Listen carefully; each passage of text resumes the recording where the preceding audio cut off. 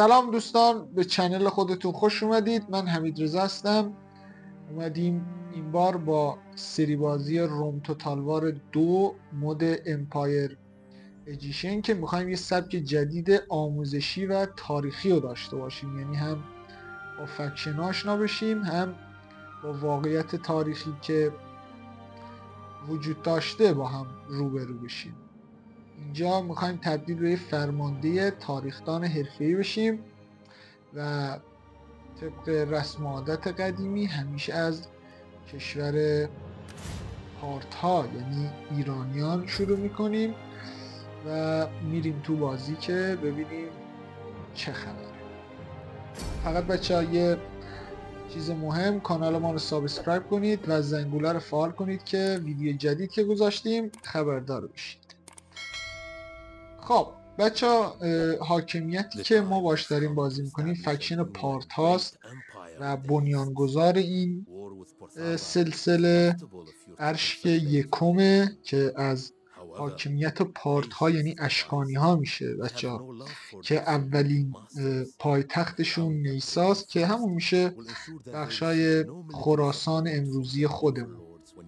و تو بازی با یه سری چالش ها و مواردی روبرو هستیم که میخوایم با هم سبک آموزشی داشته باشیم که حرفه‌ای بشید تو استراتژیک این بازی و دیپلماسی، و هم یک ماجراهای تاریخی واقعی رو با هم بشناسیم. خب شروع میکنیم که ببینیم چه خبره. بچه ها ببینید ما یه استان کوچیک رو در اختیار داریم و اگه شجره نامه رو باز کنیم میبینیم که ارشک اول حاکم و بنیانگذار سلسله اشکانیان بوده و الان به پسرش رسیده، پسر بزرگترش و اینم پسر کوچکترش.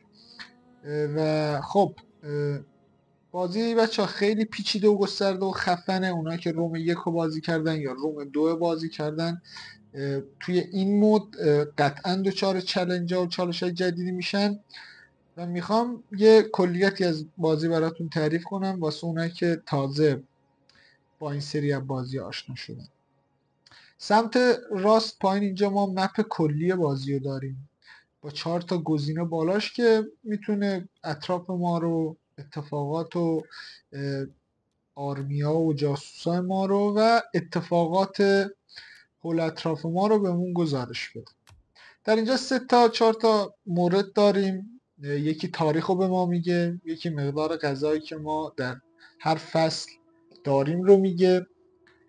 این بچه ها ورودی درآمده کشورمونه، یعنی اون قلمرویی که ما داریم اینقدر درآمد داره، این خزانه ماست. معلومه با زدن این میریم برای فصل بعد و این دکمه رو که بزنیم نقشه کل دنیا رو میاره دیگه.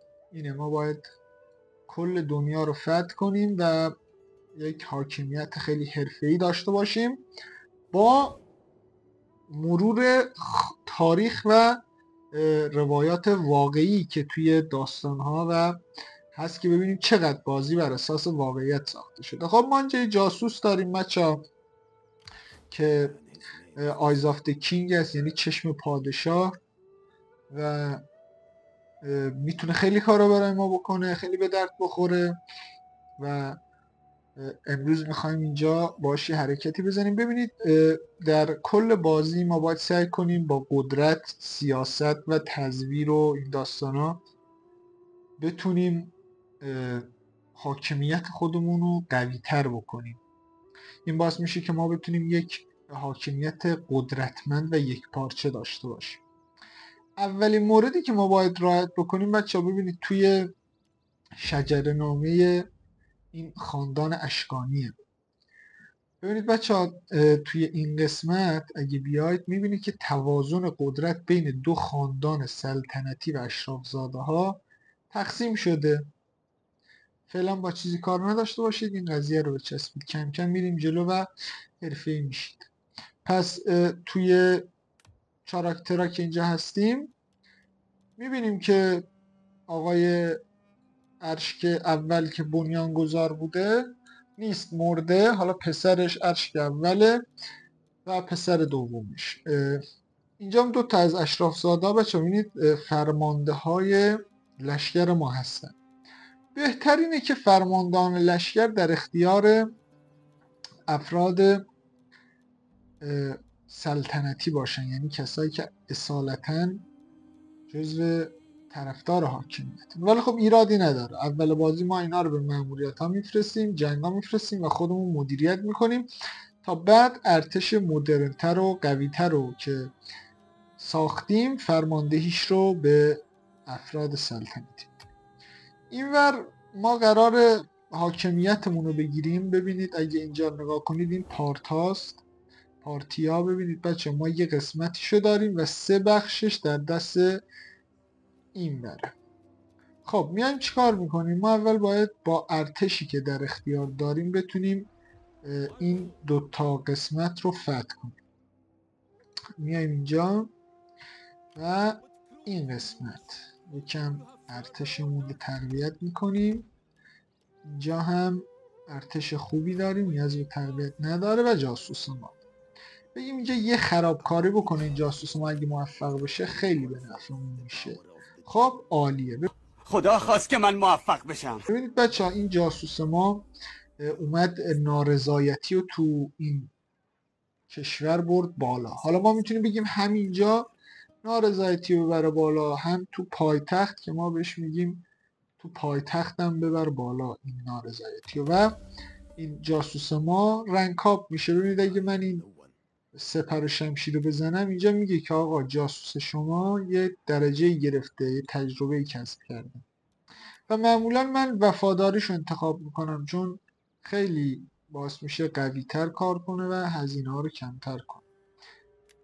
این قسمت بچه دیپلماسی خیلی خفن و باحال. روابط دیپلماسی توی این بازی قطعا بیشتر باش آشنا میشیم و گسترده تر میفهمیم چه خبره. فقط من بهتون بگم که این آریایی ها هستن در همسایگی ما که با ما رابطه خوبی دارن. میبینید سبزه، یعنی اوکی هم با ما میتونیم ببینیم چه درخواستی بهشون بدیم. ما فقط درخواست تجارت میتونیم به اینا بدیم که خیلی درخواست خوبیه. خب قبول نمیکنه. معمولا وقتی درخواستی قبول نمیکنن ما میایم یه مقدار ریزی پول از طرف خودمون میذاریم روی این قضیه پیشنهاد که قبول بکنن. خب بازم قبول نکرد، مهمم نیست، میریم با یه کشور دیگه صحبت کنیم. خب بریم اینجا اینا نظرشون چیه. خب ببینید اینا الان نوع چیزی که میکنیم. ببینید بچه توی این حرکت اینطوریه که ما هیچ مشکلی با هم نداریم، یعنی آقا نه شما با ما کاری داشته باشید نه با شما کاری داشته باشید.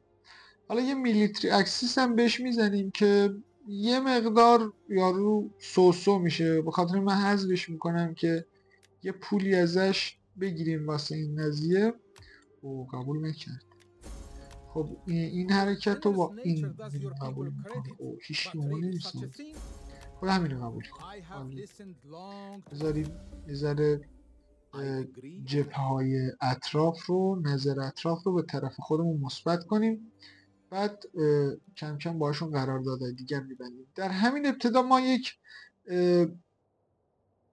متحد نظامی داریم، خیلی قوی نیست و خیلی هم ضعیف نیست، ولی خب جزو کوچنشینان سکاها تو بخش مرکز مستقرن و با ما یه رابطه خوبی دارن. این طرف هم که باختره تو افغانستان امروزی میشه و تاجیکستان خودمون و اینجا هستن و دیگه کار خاصی نداریم. و بچه اینجا ما میتونیم یه سری از مواردمون ارتقا بدیم و قطعا اون چیزی که مهمه خورد و خوراک و غذایی که ما تهیه میکنیم برای ارتشمون.